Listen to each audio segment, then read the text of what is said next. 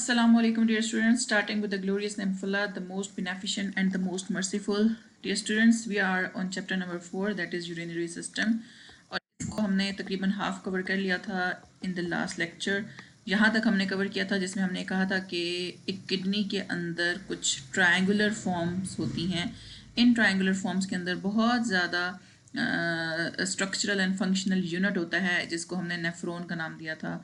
याद रखिए students, brain का structural and functional unit neuron है, दैट इज़ नॉट नेफ्रॉन. तो अक्सर क्वेश्चन आता है difference between nephron and neuron और स्टूडेंट्स इसको इंटरमिक्स कर देते हैं. So this nephron is just here to filter the blood. और इसके साथ साथ आपको रेड एंड ब्लू कलर की आर्टरीज एंड वेन्स नज़र आ रही हैं. और ये आर्टरीज एंड वेन्स क्या करेंगी? ब्लड को फिल्टर करेंगे. और ब्लड की फिल्ट्रेशन में Bowman's capsule, proximal convoluted tubule, ascending and descending loop of Henle, distal convoluted tubule and collecting duct का बहुत important role है. So how these parts of the nephron helps in forming urine we will study today. So सबसे पहले हम ये देखते हैं कि यूरिन की फॉर्मेशन होती कैसे है. यूरिन की फॉर्मेशन बेसिकली किडनी का फंक्शन है. ये ठीक है, किडनी का फंक्शन क्या है कि ये यूरिन की फॉर्मेशन करवाता है. और यूरिन के अंदर यूरिया होता है. ठीक है, यूरिया बेसिकली एक नाइट्रोजीनियस कंपाउंड है, नाइट्रोजन कंटेनिंग वेस्ट है. और ये नाइट्रोजन कहाँ से आती है? ये अमाइनो एसिड्स से आती है जो प्रोटीन्स का बिल्डिंग ब्लॉक है. हमारी बॉडी में जब प्रोटीन्स टूटेंगी तो उनके अंदर से नाइट्रोजीनियस वेस्ट निकलेगा और वो नाइट्रोजीनियस वेस्ट यूरिया में कन्वर्ट होके हमारी बॉडी में हेल्प आउट, हमारी बॉडी में जो हमारी बॉडी से वेस्ट प्रोडक्ट निकालेगा. अच्छा, यूरिया, ये भी हम साइकिल पढ़ेंगे कि यूरिया का या यूरिन का पूरा साइकिल क्या है. तो यूरिया बनता कहाँ पर है? ये लिवर के अंदर बन रहा है. और ये 3 मेन प्रोसेस से जो है वो यूरिन फॉर्मेशन कर रहा है. पहला जो प्रोसेस है दैट इज ग्लोमेरुलस फिल्ट्रेशन और ग्लोमेरुलाई फिल्ट्रेशन. तो ग्लोमेरुलस हमने यहाँ पर भी पढ़ा कि ग्लोमेरुलस ये वाला पॉइंट है जहाँ पर ये बोमेंस कैप्सूल के अंदर एक बहुत ही कन्वोल्यूटेड ट्यूब्स इकट्ठी हुई पड़ी हैं, बहुत सारे ट्यूब्स इकट्ठी हुई पड़ी हैं. ये देखें, आपको बहुत ज़्यादा ब्लड वेसल्स इकट्ठी हुई नज़र आ रही हैं. आर्टरीज आ रही हैं, afferent arteriole and efferent arteriole. आपने इनका नेम पढ़ा था लास्ट टाइम. इफरेंट मतलब है जो जा रही है और एफरेंट का मतलब है जो आ रही है. तो यहाँ से ये जो भी ब्लड आएगा, ये ब्लड यहाँ पर फिल्ट्रेशन होगी और जो भी चीज़ आगे यूरिन फॉर्मेशन में हेल्प आउट करती है, यूरिन बनाएगी, वो इस वोमेंस कैप्सूल के अंदर आ जाएगी. ठीक है, ये जो आपको कैप्सूल नज़र आ रहा है. तो यहाँ पर फिल्ट्रेशन हुई. अब जो ब्लड के सेल्स थे वो इस फिल्टर से बहुत बड़े थे साइज़ में, इस वजह से वो फिल्टर नहीं हो सके. लेकिन जो वाटर है वो छोटे साइज़ का होता है इन ब्लड सेल्स से. देखें, आपको रेड ब्लड सेल्स इधर ही नज़र आ रहे हैं लेकिन वाटर आगे मूव किया हुआ नज़र आ रहा है. इसी तरह से जो ये बड़े मॉलिक्यूल्स हैं ग्रीन कलर के, दीज आर प्रोटीन्स जो कि हमारे प्लाज्मा के अंदर होती हैं, जो लिक्विड कंटेंट है ब्लड का उसके अंदर होती हैं. आपको पता होना चाहिए, हमने सर्कुलेटरी सिस्टम में पढ़ा था कि हमारे ब्लड के 2 कंपोनेंट्स हैं. एक सेल्स जिसमें red blood cells, white blood cells and platelets आ जाते हैं, और दूसरा liquid content, liquid part, that is plasma या सीरम. तो इसके अंदर जो है वो प्रोटीन्स होती हैं dissolve and non dissolve form में. ये भी बड़ी साइज़ की होती हैं, ये भी आगे मूव नहीं करेंगे. सम टाइम किसी पेशेंट के अंदर अगर ये वाला फिल्टर फट जाए तो एज अ रिजल्ट यहाँ से ब्लड के सेल्स भी इधर आना शुरू कर देते हैं और इंसान को अपने यूरिन में ब्लड नज़र आता है. तो यूरिन के अंदर ब्लड नज़र आने का मकसद मतलब यही है कि यहाँ पर आपकी डिस्टर्बेंस हुई है, ये चीज़ जो है वो फट चुकी है जिसकी वजह से ब्लड जो है वो डायरेक्टली आगे मूव कर रहा है. और ये तब होगा जब कोई किडनी स्टोन होगा और किडनी स्टोन जो है वो इस ग्लोमेरुलस को जो है वो तोड़ने की कोशिश करता है. ठीक हो गया. अच्छा, दो चीज़ें जाएंगी, सॉल्वेंट एंड सोल्यूट जाएगा. सॉल्वेंट का मतलब है जो लिक्विड कंटेंट में होता है और ज़्यादा होता है मैक्सिमम केसेस में, और सोल्यूट मींस मैक्सिमम केसेस में इसलिए कह रही हूँ क्योंकि समटाइम्स सॉल्वेंट जो है वो सॉलिड या गैस हो सकता है. अच्छा, सोल्यूट मीन वो जो उसके अंदर डिजॉल्व हो गया है. तो सॉल्वेंट वो है जो डिजॉल्व करता है, सोल्यूट वो है जो डिजॉल्व होता है. जैसे अगर नमक है, पानी के अंदर हल करें तो पानी सॉल्वेंट होगा जबकि नमक सोल्यूट होगा.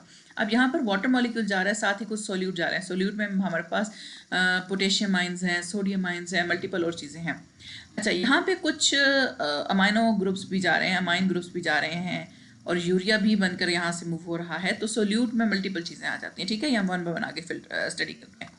तो पहले फिल्ट्रेशन के प्रोसेस में ब्लड सेल्स और प्लाज्मा प्रोटीन्स को छोड़ के कुछ दूसरे सोल्यूट्स और वाटर जो है वो मूव करेगा इनटू द बोमेंस कैप्सूल. तो यहाँ पे 3 फिल्टर मैकेनिज्म है, 3 सिस्टम फिल्टर मैकेनिज्म है. पहला फिल्टर जो पहली लाइन है, पहली लेयर है, पहली membrane, that is the blood tube. ये जो ब्लड ट्यूब आ रही है जिसको हम एफरेंट आर्ट्रियोल बोल रहे हैं. ठीक है, आर्टरी से छोटी होती है आर्ट्रियोल. एफरेंट आर्ट्रियोल क्या करेगी? अपने अंदर से ये चीज़ें बाहर निकालेगी. दूसरी फिल्टर क्या है? दूसरी फिल्टर है इसकी, ये जो आपको ग्लोमेरुलस की बाहर नजर आ रही है, जाली नजर आ रही है। ग्लोमेरुलस जो है वो फिर क्या करेगा? तीसरे फिल्टर की तरफ जाएगा, दैट इज बोमेंस कैप्सूल। अब बोमेंस कैप्सूल से आगे जो चीज़ पास होगी वो फिर यूरिन फॉर्मेशन में हेल्प आउट करेगी, विच मीन्स कि यहाँ पर ट्रिपल लेयर है फिल्टर्स की। तो ये ट्रिपल लेयर क्या करती है? इफेक्टिव यूरिन फॉर्मेशन में हेल्प आउट करती है, और ऐसी चीज़ जो बॉडी के अंदर बहुत ज़्यादा ज़रूरी है वो यहाँ से पास आउट नहीं हो सकती। तो सारी बॉडी का ब्लड इस जगह से गुजर के जाना होता है हर हाल में, ठीक है। और मिलियंस ऑफ नेफ्रॉन एक किडनी के अंदर मौजूद होते हैं। ये जहाँ पर हमने जस्ट एक छोटा पार्ट देखा था, ये देखें, ये बहुत ज़्यादा मौजूद है। तो इसका मतलब है बहुत ज़्यादा ग्लोमेरुलस मौजूद है, और हर ग्लोमेरुलस इसी तरह से इस ब्लड को फिल्टर कर रहा है। तो पूरी बॉडी का ब्लड दोनों किडनीज फिल्टर कर रही हैं, ठीक हो गया। अब हम ग्लोमेरुलस फिल्ट्रेशन में देखते हैं। ग्लोमेरुलस फिल्ट्रेशन में क्या होता है कि हाई ब्लड प्रेशर होता है। ब्लड के प्रेशर हाई होने की वजह से ही जो है जो बाकी सोल्यूट और जो बाकी कंपोनेंट हैं, वाटर है, वो आगे मूव करेगा। अच्छा, इसमें से जो वेस्ट होगा वो आगे मूव करेगा बोमेंस कैप्सूल के अंदर। फिल्टर कौन कर रहा है? इसको हम ग्लोमेरुलस फिल्ट्रेट कह रहे हैं। और प्रोटीन्स और ब्लड सेल्स जो है वो लार्ज होते हैं, इस वजह से इधर से मूव नहीं कर सकेंगे। तो आपको यहाँ पर ये रेड ब्लड सेल नज़र भी आ रहा है, if I can zoom this out. तो ये देखें, आपको ये रेड ब्लड सेल नज़र आ रहे हैं, और ये ग्रीन कलर में आपको प्लाज्मा प्रोटीन्स नज़र आ रही हैं। ओके, तो नेक्स्ट हम स्टार्ट करते हैं। आई होप आपको नज़र आ रहा हो, ठीक है। तो लास्ट टाइम हमने ये पढ़ लिया, फर्स्ट 3 स्टेप है। Number 1 glomerulus filtration, urine formation में 3 स्टेप्स हैं। ग्लोमेरुलस फिल्ट्रेशन जो हमने पहला स्टेप पढ़ लिया है। सेकंड जो स्टेप है दैट इज सिलेक्टिव रीअब्जॉर्प्शन, और थर्ड स्टेप फिर ट्यूबुलर सिक्रीशन हो जाएगा।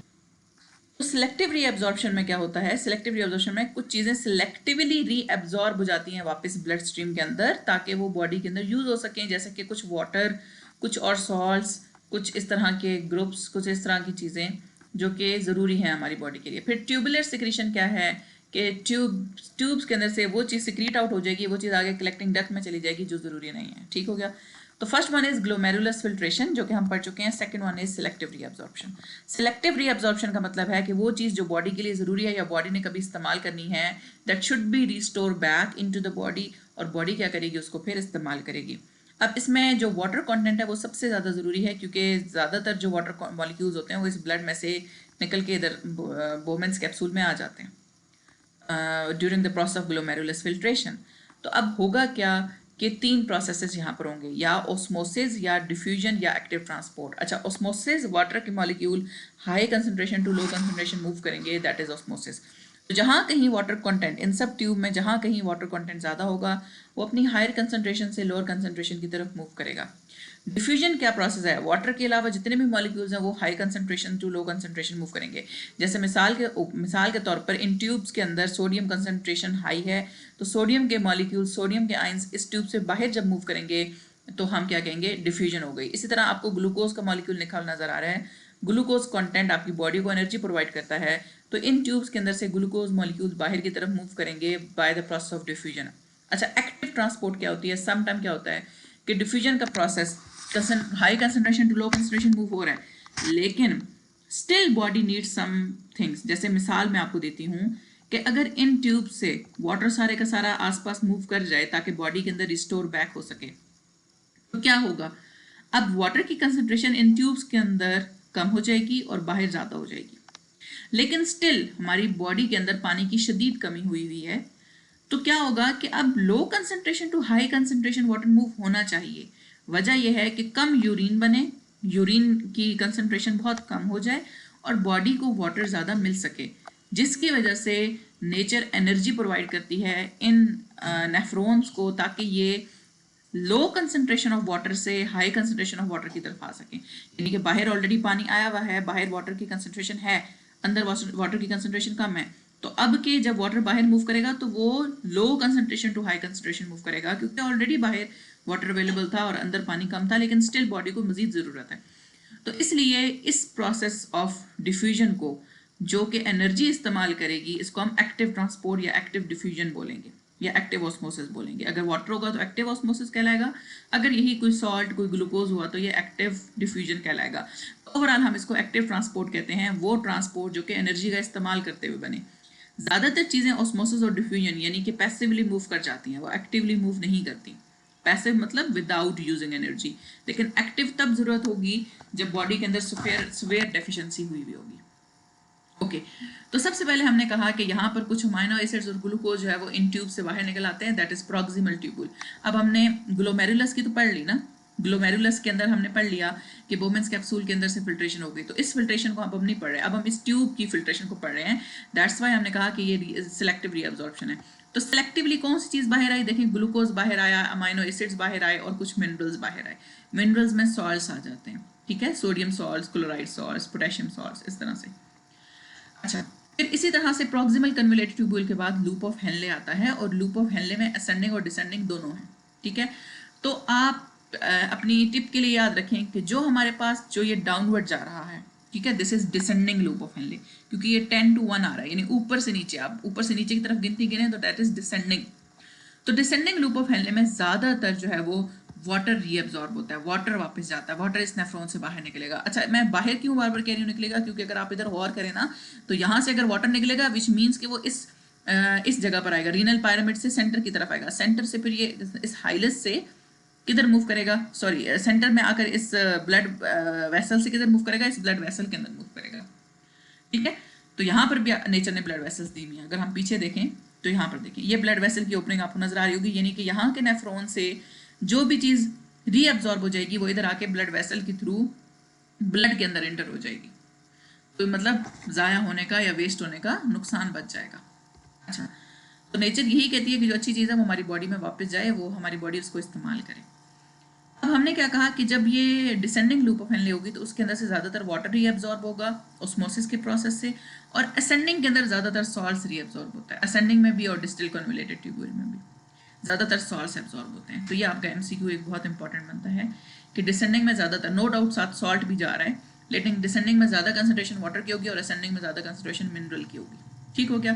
फिर डिस्टिल कन्वोलेटेड ट्यूब्यूल आ जाती है, इसमें मजीद वाटर जो है वो होता है। फिर अगर आप कलेक्टिंग डक्ट को देखें तो यहाँ पर ज़्यादातर वाटर ही जाएगा, इसके अलावा बाकी चीज़ें पहले से रीअब्जॉर्ब हो चुकी हैं। रीअब्जॉर्ब का मतलब यह है कि ब्लड के अंदर वापस जा रही हैं, ठीक है। अच्छा अब एक बार कलेक्टिंग डक्ट के एंड तक चीज़ें आ गई तो उसमें सिर्फ वेस्ट प्रोडक्ट होगा जो डायरेक्टली जाएगा यूरिनरी ब्लैडर तक और बॉडी से रिलीज आउट हो जाएगा। अच्छा तो अभी तक हमने यूरिन फॉर्मेशन के 2 स्टेप्स पढ़ लिए हैं। पहला इस ग्लोमेरुलस फिल्ट्रेशन जिसके अंदर सिर्फ कुछ सॉल्ट, सोल्यूट एंड सॉल्वेंट यानी कि वाटर एंड सॉल्ट्स आए थे बोमेंस कैप्सूल के अंदर, ताकि आगे मजीद रीअब्जॉर्प्शन करवा सकें। तो रीअब्जॉर्प्शन प्रोसेस हुआ है इन सब ट्यूब्यूल्स में, जिसको हम सिलेक्टिव रीअब्जॉर्प्शन कहते हैं। नेक्स्ट आ जाता है ट्यूबुलर सिक्रीशन। तो ट्यूबुलर सिक्रीशन का मतलब क्या है कि वो सब्सटेंसेस सिक्रीटेड फ्रॉम ब्लड, यानी कि ब्लड के अंदर से, यहाँ पर ब्लड था ना, ब्लड के अंदर से सब्सटेंसेस सिक्रीट आउट हो जाएं नेफ्रॉन ट्यूब्यूल के अंदर, जिसमें पोटेशियम, हाइड्रोजन आइंस हैं, ड्रग्स हैं, यूरिक एसिड है, क्रिएटिनिन है, और ये जो फाइनल फिल्ट्रेट होगा यानी फाइनल जो फिल्टर होके बनेगा दैट विल बी यूरिन, ठीक हो गया। अब यहाँ पर देखें तो ये पिछले वाली चीज़ हम पढ़ चुके हैं, मैं अब जस्ट यहाँ से कंटिन्यू करूँगी कि मेटाबॉलिक वेस्ट में 2 जगहों पर जो है वो ये सिक्रीशन हो रही है। Number 1 distil convoluted tubule, number 2 proximal convoluted tubule. Proximal के अंदर आपको देखो ज़्यादातर ammonium ions and hydrogen ions, creatinine drug और मेटाबोलाइट्स हैं। क्रिएटिनिन बेसिकली इसका पार्ट है, यूरिन साइकिल का पार्ट है, और सिक्रिटिन में हाइड्रोजन, पोटेशियम, सोडियम और क्लोराइड आइंस हैं। तो इनकी सिक्रीशन जो है वो वापस कलेक्टिंग डक्ट में होगी ताकि ये बॉडी के बाहर रिलीज हो जाए, ठीक हो गया। पिछले वाले हम पढ़ चुके हैं, ऐसे पढ़े हमने, यहाँ पर ग्लोमेरुलस फिल्ट्रेशन हुई है, फिर यहाँ पर जो है वो downward descending loop of Henle में हमने कहा वाटर ज़्यादा एब्जॉर्ब होगा, असेंडिंग में और डिस्टिल में हमने कहा सॉल्ट ज़्यादा रीअब्जॉर्ब होंगे, और फिर लूप ऑफ हेनले में हमने कहा फिर वाटर ज़्यादा होगा और एंड पे हमारे पास यूरिन फॉर्म हो जाएगा। सिक्रीशन के प्रोसेस में ट्यूबुलर सिक्रीशन, ये ट्यूब्स के अंदर से जो सिक्रीशन होती है 2 जगहों पर होती है, proximal and distil convoluted tubule, जहाँ पर कुछ ऐसे आइंस जो हमारी बॉडी के लिए ज़रूरी नहीं है वो रिलीज आउट होते हैं, ठीक है। अच्छा अब हम इस पूरे प्रोसेस को थोड़ा सा इस तरह कर पढ़ते हैं कि ये जो है नेफ्रॉन ने ना, इन्होंने नेफ्रॉन के स्ट्रक्चर को थोड़ा एलेबरेट किया ताकि हमें इसकी समझ आ सके। तो पहला स्टेप हमने पढ़ा था ग्लोमेरुलस फिल्ट्रेशन का। ग्लोमेरुलस फिल्ट्रेशन कुछ इस तरह का नजर आया है, बोमेंस कैप्सूल के साथ कनेक्टेड है, और ये क्या कर रहा है, बेसिकली ये फिल्टर आउट कर रहा है ब्लड के अंदर से ऐसे कंपोनेंट्स को जिनमें वाटर है और सॉल्ट्स हैं, और बाकी कोई ड्रग अगर हमने ली हुई है, कोई दवाई ली हुई है तो उसका कुछ पार्ट्स भी इधर रिलीज हो जाएंगे। इसी तरह से हमने कहा कि जो प्रोटीन्स हैं और जो सेल्स हैं वो साइज में बड़े होते हैं तो उनकी फिल्ट्रेशन इधर नहीं होगी। ट्यूबुलर सिक्रीशन, ये सारी ट्यूबें जो मल्टीपल चीज़ें रीअब्जॉर्ब कर रही है वापस जो है वो ब्लड में ले जाने के लिए, ताकि हमारी बॉडी ज़रूरत के वक्त उन्हें इस्तेमाल कर सके। और ट्यूबुलर सिक्रीशन में जो भी मूवमेंट होगी ब्लड से जो है वो इन ट्यूब्स के अंदर आएगी और ट्यूब्स के थ्रू ये यूरिन फॉर्म कर देगी। ठीक, नेक्स्ट हम चलते हैं पाथ ऑफ यूरिया। तो यूरिया किस जगह से बन रहा है और कैसे आ रहा है?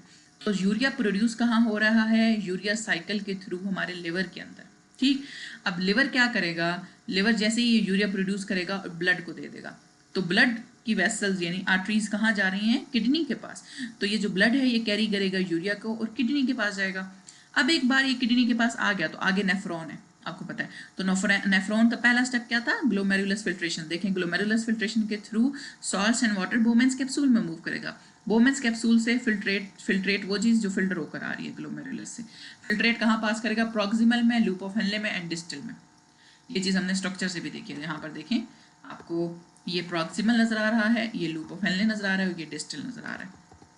अच्छा, then it will move to the collecting duct, फिर यूरेटर, यूरिनरी ब्लैडर और यूरेथ्रा, जहाँ से ये एक्सक्रीट आउट हो जाएगा। अगर आप यहाँ से देखें तो ये कोई अमाइनो एसिड है, ये आया लिवर में, अमाइनो एसिड ने नाइट्रोजीनियस वेस्ट दिया इस लिवर को।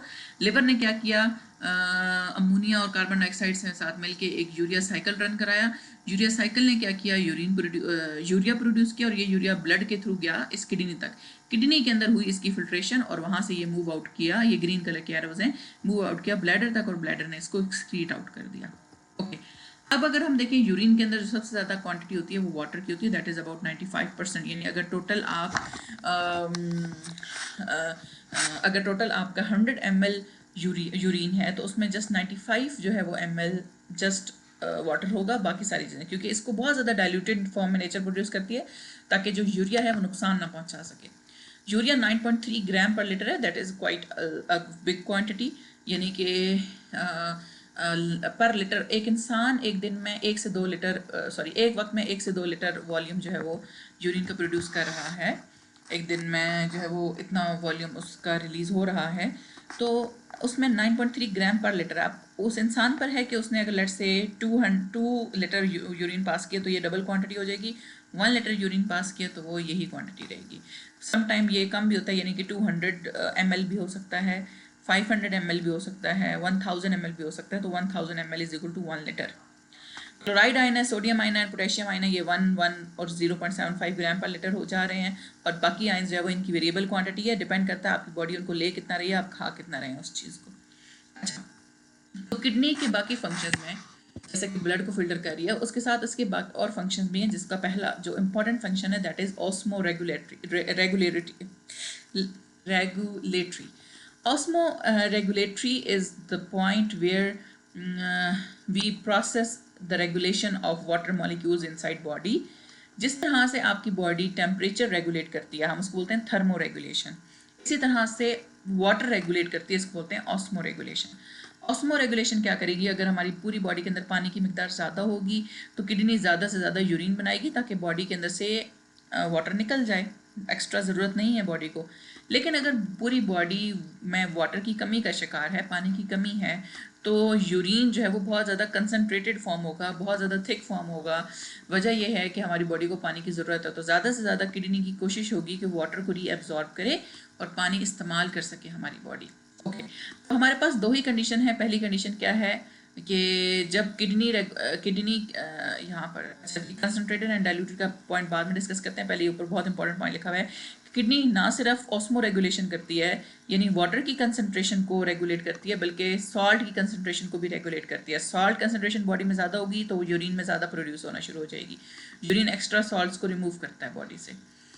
इफ ब्लड इज डाइल्यूट, अगर ब्लड डाइल्यूट है, ब्लड का वॉल्यूम बहुत ज़्यादा है, ब्लड के अंदर वाटर की कंसनट्रेशन बहुत हाई है, तो क्या होगा कि less water reabsorb from renal tubule, reabsorption कम होना शुरू हो जाएगी। जैसे ही रीअब्जॉर्प्शन का मतलब है कि ब्लड के अंदर दोबारा से वाटर के जाना वो कम होना शुरू हो जाएगा। क्यों? क्योंकि ऑलरेडी ब्लड के अंदर ज़्यादा पानी है।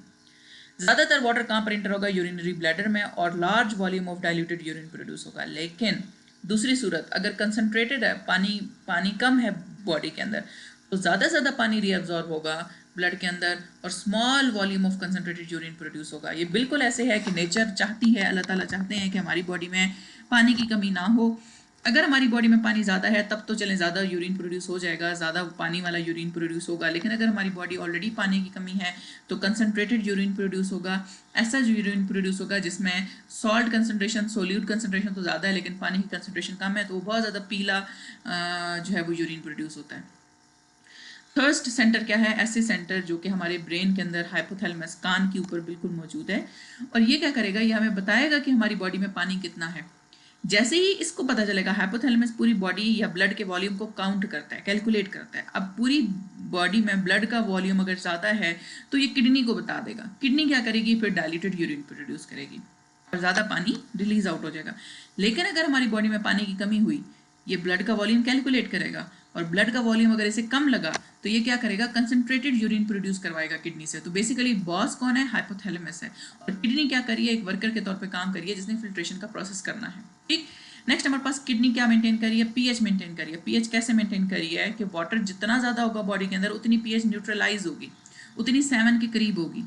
दूसरी चीज़, ब्लड प्रेशर मेंटेन करिए।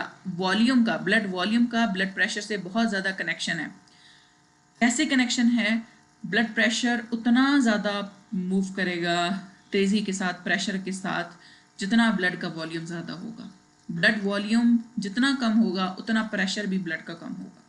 कंपोजिशन ऑफ प्लाज्मा, प्लाज्मा की कंपोजिशन में वाटर कंटेंट ज़्यादा या कम होने की वजह से पूरी कंपोजिशन इसकी तब्दील हो जाती है। सॉल्ट्स या प्रोटीन्स डिजॉल्व हो जाती हैं उसके अंदर, तो वो कम अवेलेबल रहती हैं बॉडी के लिए, तो इसलिए कंपोजिशन ऑफ प्लाज्मा भी डिपेंड कर रही है। Plasma is the liquid content of blood. Okay, तो यहाँ तक हमारे पास मेन चैप्टर एंड हो चुका है। Now we will move towards the disorders of human urinary system. तो डिसऑर्डर में सबसे पहले आ जाता है किडनी स्टोन। आपको पता है कि बॉडी के अंदर कैल्शियम की कंसंट्रेशन तो रहती ही रहती है। वजह यह है कि कैल्शियम हमारी हड्डियों को जो मेन कॉन्टेंट है वो कैल्शियम है। ठीक है, अगर ये कैल्शियम ऑक्सलेट के साथ मिल जाए, ऑक्सलेट होता है जैसे टोमेटो के अंदर ऑक्सलेट होता है, कुछ दूसरी सब्जियां उनके अंदर ऑक्सलेट होता है, हमारे फूड पार्टिकल्स में ऑक्सलेट होता है, चावलों के अंदर ऑक्सलेट होता है। अगर ये ऑक्सलेट कैल्शियम के साथ मिल जाए, that will form calcium oxalate, and calcium oxalate will fix itself into the kidney, और किडनी या फिर इसकी मूवमेंट होगी टूवर्ड्स द यूरेटर और इनटू द यूरिनरी ब्लैडर और इवन यूरेथ्रा। तो ये जिस जगह पर मूव करेगा उस जगह पर पेन करेगा। ठीक हो गया। अच्छा, यहाँ पर ये इसकी वजह क्या है? High calcium in the blood, calcium की क्वांटिटी ब्लड के अंदर ज़्यादा होगी। हाई ऑक्सलेट लेवल, तो क्या होगा कि ये कैल्शियम ऑक्सलेट के साथ मिलेगा और कैल्शियम ऑक्सलेट बना देगा। And next, less water intake, which means कि पानी है ही नहीं, ये सारे जमा होते गए और ये बड़ा स्टोन बन गया किडनी के अंदर। ठीक है, इसकी पहली ट्रीटमेंट ही ये है कि we will have to drink a plenty of water. And next इसकी ट्रीटमेंट ये है lithotripsy. Lithotripsy mean non surgical method है। कुछ शुआएँ होती हैं जो हमारे एब्डोमिनल या किडनी के एरियाज पर भेजी जाती हैं। उन शुआओं की मदद से ये पत्थर जो है, ये जो किडनी स्टोन है, ये टूटकर छोटे टुकड़ों में तब्दील हो जाता है और फिर हम बहुत ज़्यादा पानी पीते हैं और यही जो है वो पास आउट कर जाता है। ठीक है, आजकल इसके लिए सर्जिकल ट्रीटमेंट्स बहुत ज़्यादा कम हैं, जस्ट बिकॉज के जो नॉन सर्जिकल अप्रोचेस हैं वो ज़्यादा हो चुकी हैं। सर्जिकल ट्रीटमेंट में साइड इफेक्ट्स भी उसी अकॉर्डिंग ज़्यादा होते हैं। सिम्टम्स क्या है किडनी स्टोन के? Swear pain in the kidney, back side पर होती हैं तो इसी जगह पर पेन होगा। ठीक, एब्डोमेन में भी होगा, पेल्विस में भी होगा, बंदे को कमज़ोरी भी फील होगी। नोजिया और वॉमिटिंग का मतलब है कि नोजिया ऐसी कंडीशन है जिसमें वॉमिट आती नहीं है लेकिन आने के चांसेस होते हैं। बंदे को बार बार ऐसे बहुत भारीपन महसूस हो रहा होता है, या स्ट्रेट फॉरवर्ड वॉमिटिंग भी स्टार्ट हो सकती है। ओके, किडनी फेलियर की स्टेजेस हैं। तो एक बार अगर किडनी फेल हो गई तो इसका मतलब है कि we can use the other kidney. एक किडनी फेल होगी, we can use the other kidney. But अगर दोनों किडनीज फेल हो गई तो ये एक समझें कि फैटल है हमारी बॉडी के लिए। A person may die due to the failure of kidneys. एक बंदा मर सकता है इसकी वजह से। अच्छा, तो इसके सिम्टम्स क्या हैं? किडनी फेलियर के सिम्टम्स क्या हैं? सबसे पहला सिम्टम जो हमें किडनी फेलियर में नज़र आता है, that is the swelling of feet. ठीक है, इंसान देखने से ऐसे पता चलता है कि फीट बहुत ज़्यादा स्वेल हो जाते हैं, लेकिन चलें अगर हम बायोकेमिकली देखें तो सबसे पहले यूरिया ज़्यादा होना शुरू हो जाता है बॉडी के अंदर। यूरिया की कंसंट्रेशन हाई हो जाती है। यूरिया जैसे ही हाई होगा तो जो फीट है वो स्वेल करेंगे। बीपी या तो बहुत हाई हो जाता है, ज़्यादातर केसेस में हाई हो जाता है क्योंकि सॉल्यूट कंसंट्रेशन बॉडी के अंदर हाई है। लो भी हो सकता है। एनीमिया जो है वो हो सकता है क्योंकि ब्लड सेल्स जो है वो डिस्ट्रॉय होना शुरू हो जाते हैं, डिस्टर्ब होना शुरू हो जाते हैं, तो ब्लड की कमी होना शुरू हो जाती है। एक्यूट क्या है? ये अचानक से होता है, रिवर्सिबल है और ट्रीटेबल है। क्रोनिक क्या है? जो परमानेंट है, प्रोग्रेसिव लॉस है, और इसके केस में डेथ हो सकती है इंसान की अगर किडनी ट्रांसप्लांट ना की जाए। किडनी फेलियर की बहुत ज़्यादा वजूहत हैं क्योंकि किडनी आपके इमोशंस से लेकर आपकी बॉडी के वाटर रेगुलेशन से लेकर ब्लड प्रेशर से लेकर हर चीज़ के साथ कनेक्टेड है। नंबर 1 डायबिटीज़, शुगर के साथ कनेक्टेड है। देख लें, जितनी ज़्यादा शुगर होगी किडनी की कितनी ज़्यादा फिल्टर करेगी, उतने ज़्यादा नेफ्रॉन का लॉस होगा, उतनी ज़्यादा किडनी फेलियर की तरफ जाएगी। जितना ज़्यादा बीपी होगा उतना ज़्यादा ब्लड जो है वो तेज़ी से मूव करेगा, उतना ज़्यादा जो नेफ्रॉन है वो डैमेज होंगे, विच मीन्स के ब्लड वेसल्स डैमेज हो रही हैं। ऑटो इम्यून डिजीज़ खुद ही अपनी बॉडी अपने आप को ख़त्म करना शुरू कर देती है। इस केस में auto mean self, immune mean immunity. तो हमारी बॉडी के जो हिस्से हैं वो हमारी बॉडी के इम्यून सिस्टम को पराये लग रहे होते हैं, उसे लग रहा होता है कि ये कोई फॉरेन बॉडी पार्ट है, इसलिए वो खुद ही खाना शुरू कर देता है। ठीक है, तो ल्यूपस एक कंडीशन है जिसके अंदर ये खुद ही बॉडी के हिस्सों को खत्म करना शुरू कर देता है, फर्स्ट डेवलपमेंट स्टार्ट हो जाती है। ये हम इम्यूनिटी वाले चैप्टर में इसको डिटेल में पढ़ेंगे। जेनेटिक डिजीज़, कोई जेनेटिक डिजीज़ है, पॉलीसिस्टिक किडनी डिजीज़ है, जीन्स के अंदर कुछ खराबी आ गई है, जीन्स के अंदर म्यूटेशन आ गई है, डीएनए या आरएनए ख़राब हो चुका है, ट्रांसक्रिप्शन ट्रांसलेशन के प्रोसेस में ख़राबी आई है, विच मीन्स के कोई ना कोई डिजीज़ हो गया। अब पॉलीसिस्टिक का मतलब क्या है कि बहुत ज़्यादा सिस्ट बन रहे हैं किडनी के अंदर, छोटे छोटे सिस्ट बन रहे हैं। यूरिनरी ट्रैक प्रॉब्लम, यूरिन के ट्रैक की प्रॉब्लम हो सकती है, कोई स्टोन की वजह से ट्रैक के अंदर कहीं पर ब्लॉकेज हो सकती है, ब्लड वेसल्स हो सकती हैं ख़राब, या फिर यूरिथ्रा, यूरीटर या यूरिनरी ब्लैडर ख़राब हो सकता है। कोई अगर हम मेडिकेशन ले रहे हैं उससे भी इफेक्ट आ सकता है, जैसा कि लिथियम एंटीकोगुलेंट के तौर पे काम करता है। डिहाइड्रेशन हो सकती है, पानी की कमी की वजह से किडनीज ख़राब हो जाती हैं। किडनी ट्रोमा, एक्सीडेंट हो सकता है, किडनी को कोई इंजरी लग सकती है, कोई बंदा किसी बंदे को मार सकता है, तो उस केस में जो है वो किडनी डिस्टर्ब होगी। प्रोसेस्ड फूड जितना खाएंगे उतनी किडनी डैमेज होगी। ये एक बेसिक रिस्क है, मेजर फैक्टर है जिसकी वजह से आजकल किडनी फेलियर ज़्यादा देखने को मिल रहे हैं। अब हम इस किडनी को ट्रीट कैसे करेंगे? डायलिसिस के प्रोसेस से। डायलिसिस का प्रोसेस क्या कहता है? वो प्रोसेस जिसके थ्रू हम किडनी क्योंकि काम नहीं कर रही, किडनी ऑलमोस्ट फेलियर के करीब है, वो अपना 100% नहीं दे रही, तो हमें एक आर्टिफिशियल मेथड अप्लाई करना पड़ता है। ये आर्टिफिशियल मेथड क्या करेगा? एक मेम्ब्रेन को इस्तेमाल करेगा और वो आर्टिफिशियल किडनी के तौर पे काम करेंगी, वो हमारे ब्लड को फिल्टर करेंगी। पहला जो प्रोसेस है इसको बोलते हैं अच्छा, इस डायलिसिस में 2 टाइप्स हैं। डायलिसिस नाम ही रखा हुआ है कि हम डायलाइज करते हैं ब्लड को और एक्स्ट्रा सॉल्ट, एक्स्ट्रा फ्लूइड जो है वो मूव करवाते हैं outside the body. First type is haemodialysis. Haem का मतलब खून, blood. Dialysis mean dialysis, haem मतलब ब्लड, डायलिसिस मीन डायलिसिस यानी कि ब्लड की डायलिसिस। अब ये होती कैसे है? आपकी पूरी बॉडी का ब्लड बाहर निकाला जाता है एक स्मॉल कैथेटर के थ्रू, और वो कैथेटर किसी वेन के अंदर डाला जाता है। ठीक है, आर्टरी के अंदर नहीं, वेन के अंदर। वेन क्या करेगी? इस सारे ब्लड को कैथेटर को देगी और कैथेटर इसको मूव करेगा रोलर के थ्रू। ये रोलर है जो कि इस ब्लड की मूवमेंट में हेल्प आउट करेगा। अच्छा, ये एक गुजरेगा एक मेम्ब्रेन से। इस मेम्ब्रेन का काम क्या है कि ये डायलिसिस करेगी। जैसे ही ब्लड इसमें से पास होगा, ये इसके अंदर से एक्स्ट्रा सॉल्ट अपने अंदर एब्जॉर्ब कर लेगी और वो जो यूरिन फॉर्मेशन है वो बेसिकली इस टैंक के अंदर होगी। ठीक है, और जो गुड फ्लूइड है, जो डायलिटिक फ्लूइड है, वो इधर से पास किया जाएगा। आप यहाँ पर देखें, जो डायलिसिस फ्लूइड है यहाँ से पास करेगा और जैसे ये ऊपर जाके इस यूरिन फॉर्मेशन में हेल्प करेगा, तो दरमियान में रास्ते में इस ट्यूब से गुजरना पड़ रहा है।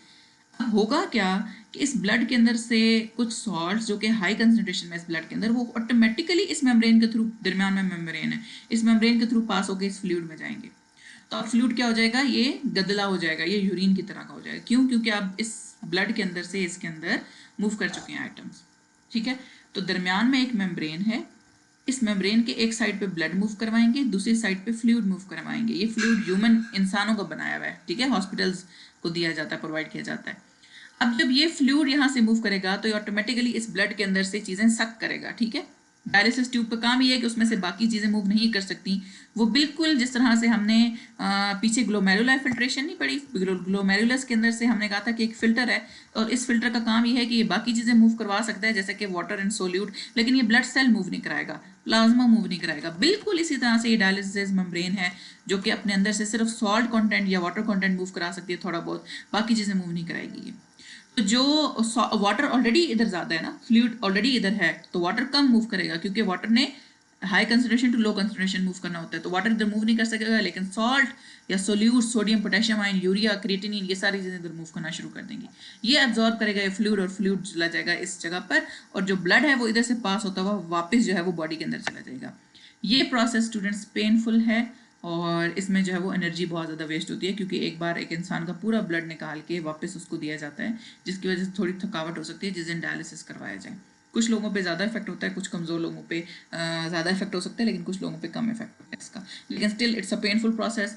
और वीक में कुछ लोग जिनको ज़्यादा ज़रूरत है 2 बार करवाया जाता है, कुछ लोग वीक में 1 दफ़ा करवा देते हैं, ठीक, डिपेंड करता है किडनी का फंक्शन कितना लॉस हुआ है। नेक्स्ट हमारे पास है पेरिटोनियल डायलिसिस। तो पेरिटोनियल डायलिसिस में इसी तरह की एक मेम्ब्रेन आपके पेरिटोनियम के अंदर रख दी जाती है। पेरिटोनियम उस कैविटी को बोलते हैं जिसमें जो जो कोई किसी सपोर्ट के साथ ना हो। जैसे आपने देखा कि आंतें हमारी लटकी हुई फॉर्म में हैं, जैसे आपने हड्डियां देखी हैं वो किसी चीज़ के साथ अटैच्ड हैं, लेकिन आंतें लटकी हुई फॉर्म में, तो उस जगह को पेरिटोनियम बोलते हैं, ठीक है।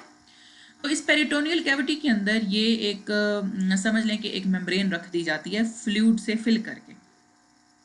जब ये फ्लूइड से फिल करके इसके अंदर रखी जाती है तो आसपास की जितने भी कंटेंट है वो ब्लड के अंदर से निकल के इस फ्लूइड के अंदर आकर एब्जॉर्ब होना शुरू हो जाएंगे। उन कंटेंट में यूरिया बेसिक कंपोनेंट्स है, नाइट्रोजीनियस वेस्ट हैं, सॉल्ट्स हैं डिफरेंट, ठीक है।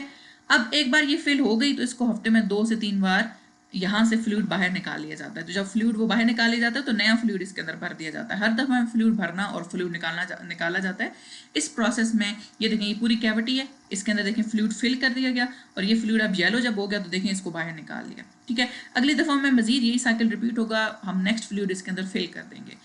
ये पेरिटोनियल कैविटी सर्जिकली अंदर रखी जाती है बॉडी के, सर्जरी होती है। ये पेट जो है वो बाकायदा तौर पे काटा जाता है और ये कैविटी या ये जो पेरिटोनियल कैविटी है इसके अंदर हम ये डायलिसिस मेम्ब्रेन रखते हैं।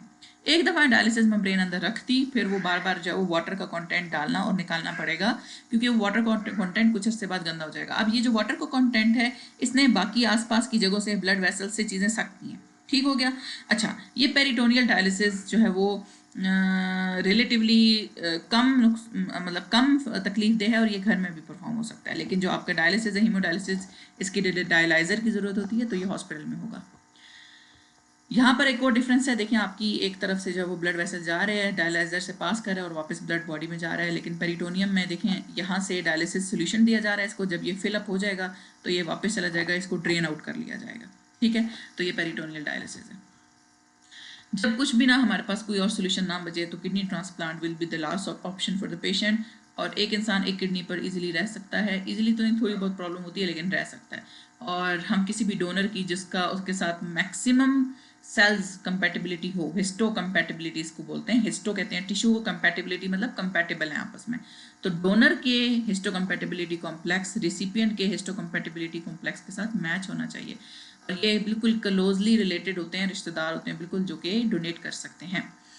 इस केस में हमारी बॉडी इस किडनी को, इस यानी रेसिपिएंट की बॉडी इस डोनर की किडनी को पराया ना समझे, क्योंकि एक बार रेसिपिएंट की बॉडी ने डोनर की किडनी को पराया समझा, विच मीन्स वो उसके खिलाफ, वो ये समझेगी ये कोई फॉरेन पार्टिकल है, फॉरेन चीज़ है कोई।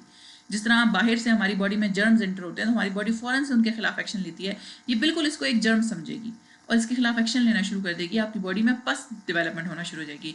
इसलिए रेसिपिएंट को कुछ ऐसी दवाइयाँ दी जाती हैं जिसकी वजह से उसका इम्यून सिस्टम वीक कर दिया जाता है, ताकि ये इस किडनी को पराया ना समझे और इसके खिलाफ इम्यूनिटी जनरेट ना करे, बल्कि इससे काम ले, इससे फिल्ट्रेशन का काम ले। So it's again a painful process.